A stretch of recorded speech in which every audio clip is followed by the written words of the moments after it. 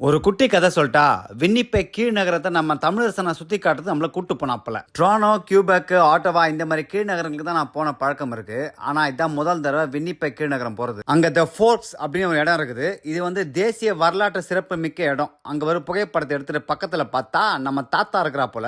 நம்ம காந்தி தாத்தா தான்ப்பா. இப்பெல்லாம் தாத்தான்னு சொன்னவொன்னே நம்ம மைண்ட் அந்த பாட்டை நோக்கி தான் போகுது.